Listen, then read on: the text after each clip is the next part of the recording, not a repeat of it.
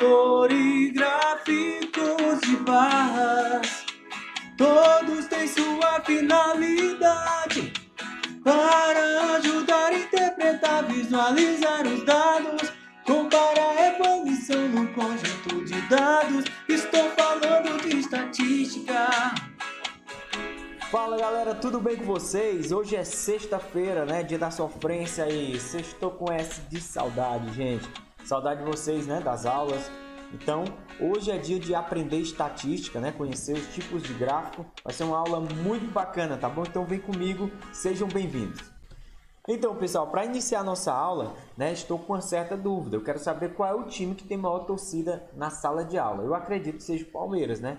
E passando aí, né, aproveitando para parabenizar os palmeirenses. Ontem o Palmeiras ganhou do Corinthians, né? Então hoje a aula não vai ser tão legal para os corintianos, tá certo? Mas fica a dica aí para a gente aprender estatística usando, né, o futebol, ok? Além do futebol, pessoal, a estatística ela está presente em diversas áreas, né? A área da saúde, da economia, enfim, tem várias aplicabilidades, tá certo? E é um recurso muito importante, pessoal, na interpretação, né, na informação de dados, tá certo? Então, pessoal, para a gente transformar essa dúvida, né, para saber qual é a torcida maior na sala de aula, a gente tem que coletar os dados. E o que é coletar os dados? É fazer essa entrevista, né?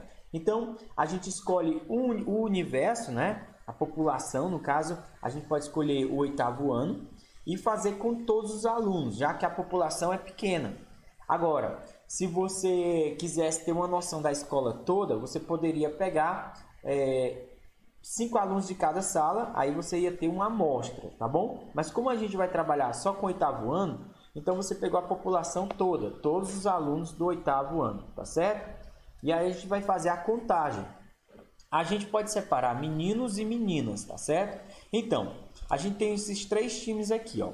Palmeiras, meninos foram 5 votos, tá bom? E das meninas foram apenas 3. Corinthians, foram 5 votos também, né? Para o Corinthians, dos meninos. E 1 voto das meninas optaram o Corinthians. Flamengo, foram 3, tá certo? Meninos e 2 meninas que torcem para o Flamengo, tá certo? E aí, depois dessa coleta aqui, pessoal, a gente vai fazer a somatória, né? E vai colocar numa tabela, ok? Olha só, conforme o exemplo, a tabela preenchida vai ficar assim, pessoal. Aqui as referências, né? As variáveis, ó. Time do coração, a gente só fez com 3 times. Meninos numa coluna, meninas na outra coluna, e aqui é o total de votos, tá bom? Vamos lá. Palmeiras, como a gente já contou aqui, ó. Meninos são 5, meninas 3, no total de 8 votos, tá certo? Corinthians, foram 5 meninos e 1 menina, no total de 6 votos. Flamengo, 3 meninos e 2 meninas que torcem para o Flamengo, no total de 5 torcedores. Então, como a gente já vê na tabela, pessoal, já dá para ter a noção, né, que o time de maior torcida na nossa sala, lógico, que é o Palmeiras, né, gente? Olha só, com 8 votos. Em seguida, vem o Corinthians com 6 e em terceiro, o Flamengo, tá certo? Agora, a ideia principal, como a gente está trabalhando com gráficos, pessoal, é pôr esses dados, né, colocar esses dados que a gente fez em um gráfico. Agora, a intenção de colocar no gráfico, como eu falei para vocês, é auxiliar, né, ajudar na interpretação, na visualização desses dados aí, dessas informações. Então, pessoal, aqui a gente vai representar aquela tabela, né, os dados da tabela em gráficos, tá certo? E a gente fez 2 gráficos, porque um representa dos meninos e esse aqui de colunas, pessoal, representa das meninas. Então, aqui eu chamo gráfico de pizza, ok?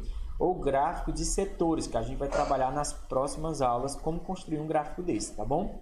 E aqui, eu tenho aqui o gráfico de colunas, né? Construído para representar a maior torcida entre as meninas.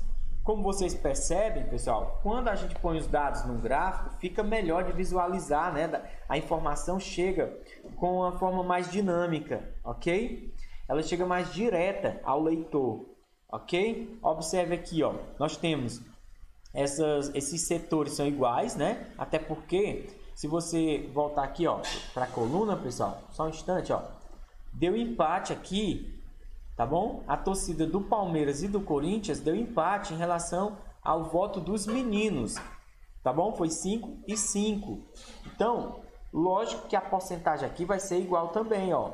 Palmeiras aqui 38,45 aproximadamente, Corinthians 38,45 também, né? E sobre essa parte aqui, né, que é do Flamengo. Se você somar tudo, ou vai dar 100% fechado, né? Ou vai dar próximo, né, de 100%. É o que nós chamamos de margem de erro, tá bom? Então, observe aqui, ó, que aqui é o gráfico de pizza, né, construído para representar o voto dos meninos.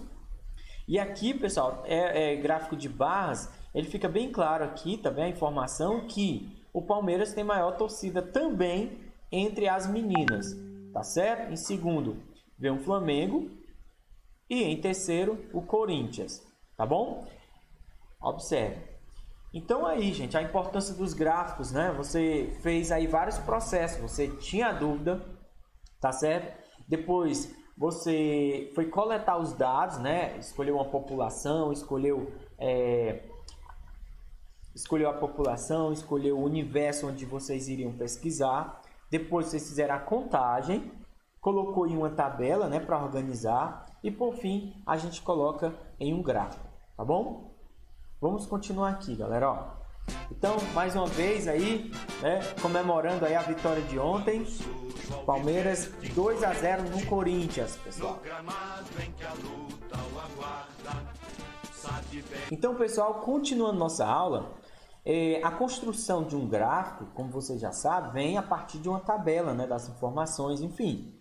Agora, como eu falei para vocês, os gráficos são recursos que auxiliam na interpretação de informações. Temos diversos tipos de gráficos.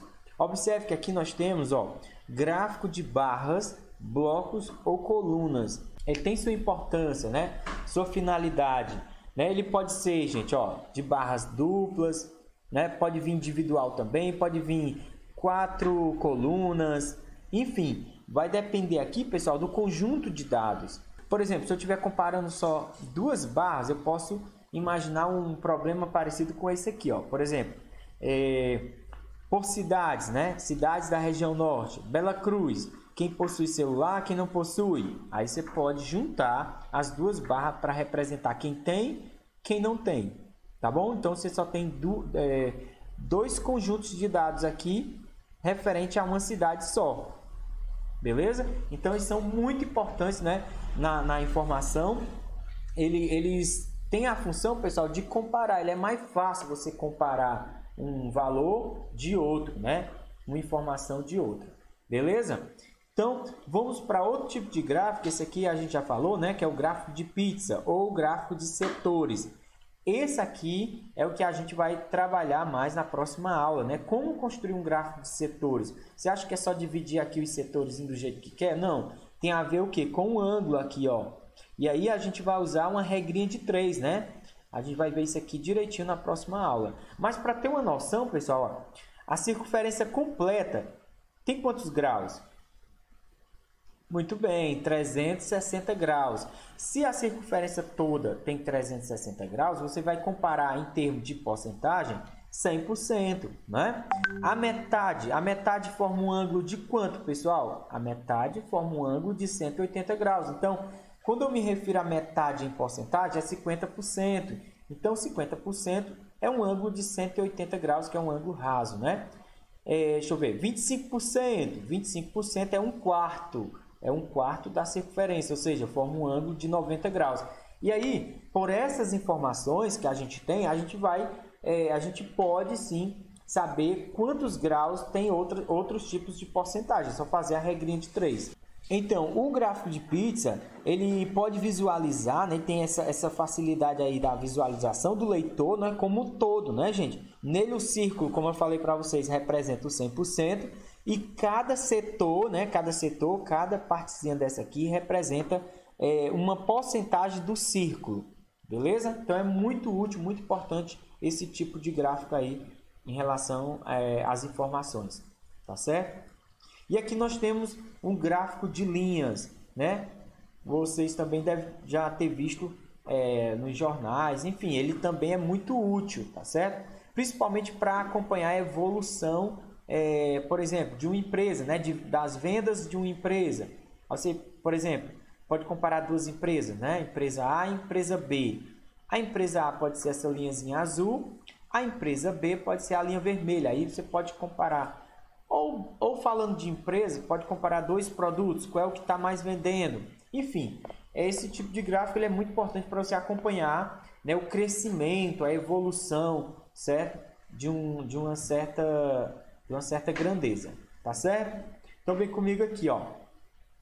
Galera, voltando para o exemplo aí, né, da torcida, né, da maior torcida aí na nossa sala, a gente pode construir um gráfico falando, né, de toda a informação da sala, dos dados da sala, até porque a gente já tem aqui o valor absoluto, gente, olha.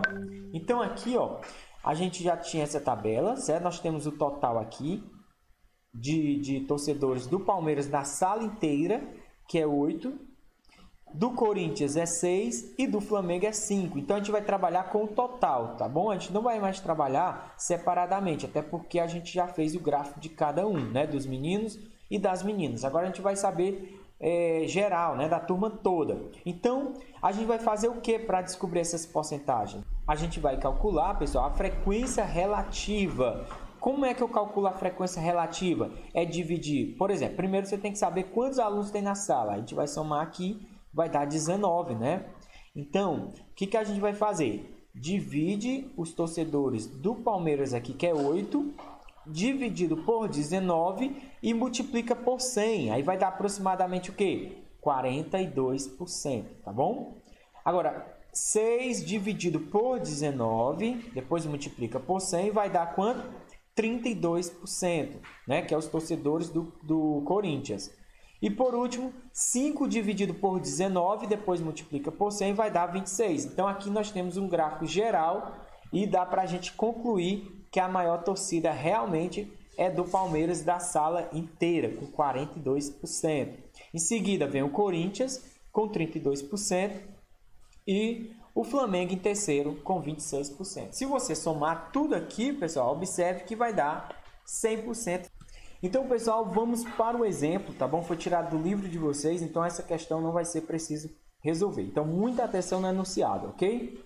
Vamos lá. Segundo a Associação Brasileira da Indústria de Chocolates, Cacau, Amendoim, Balas e Derivados, em 2017 houve uma redução de aproximadamente 38% na produção de ovos de Páscoa em relação a 2016, como pode ser observado no gráfico. Galera, observe esse gráfico aqui, ó. Nós estamos comparando, né, a quantidade aqui, ó, no eixo do Y, tá bom? Esse eixo aqui na vertical é a quantidade em milhões, tá bom? Em milhões de ovos de Páscoa. Já aqui nesse outro eixo, que é o eixo do X, a gente está comparando os anos, tá bom? Então, aqui nós temos um gráfico de linha. E aí fica muito nítido que de 2014 a 2015, as vendas ficaram estáveis, né, gente? Ó, nem diminuiu e nem aumentou, tá bom? Ficou estável. Agora, de 2015 a 2017, houve só queda nas vendas. Só que a informação que deu aqui na questão foi só do ano de 2016 a 2017. Houve uma redução de 38%, tá bom? E 38% representa uma queda de quantos milhões de ovos de chocolate que diminuiu? É só diminuir aqui, ó. 58 menos 36 dá 22 milhões. Então, houve uma queda de 22 milhões de ovos de Páscoa, tá bom? De vendas, né? E aí, esses 22 milhões representa 38% nas vendas, tá certo? Agora, vamos para a perguntinha da questão. Olha só. Qual foi a redução na produção de ovos de Páscoa de 2014 a 2017? Então, a questão quer saber tudo, ó, de todo esse intervalo aqui, de 2014 até 2017. Então, pessoal, a primeira coisa que a gente vai fazer é subtrair, né? Tirar a diferença dos valores, né, em milhões de ovos vendidos em 2014, que foi 80 milhões, para 2017, que foi apenas 36 milhões. Tirando a diferença, dá 44 milhões, ok? Agora, o que a gente vai fazer com esses 44 milhões? A gente vai dividir, tá bom? Dividir pelo total, pelo maior valor de todos, que é 80, tá bom? Então, você pega a diferença, né, que é a queda de venda de ovos de 2014 a 2017, subtraindo aqui. Quando você tem aqui o valor da redução de vendas, né, de 44 milhões de ovos, você vai dividir pelo total que era vendido, né, em 2014, ok? Que era o maior de todos, que é 80. Então, quando você divide, vai dar um decimal. Concorda comigo? Vai dar um decimal? Sim, né? Vai dar quanto? Vai dar 0,55. Daí, você multiplica por 100 para transformar em uma porcentagem. Aí vai dar 55%. Então, pessoal, dá para concluir que de 2014 a 2017 houve uma redução de 55% de vendas, né, de ovos de chocolate, né, nessa empresa aí. Beleza? E aí, conseguiram entender, pessoal? Então, mais uma vez aqui para dar uma lembrada, ó, houve a redução de 44 milhões de ovos de Páscoa, tá bom? Que representa 55% em relação a 2014. Beleza? Tranquilo, né, gente? Então, chegou o final da nossa aula. Vamos ler essa frase comigo aqui para animar, porque hoje é sexta-feira, né? Dia da sofrência aí, ó. Me chama de sexta-feira e diz que ficou a semana toda esperando pela aula de matemática. Fala sério, gente. Abraço no coração de vocês. Fique com Deus. Até a próxima, se Deus quiser.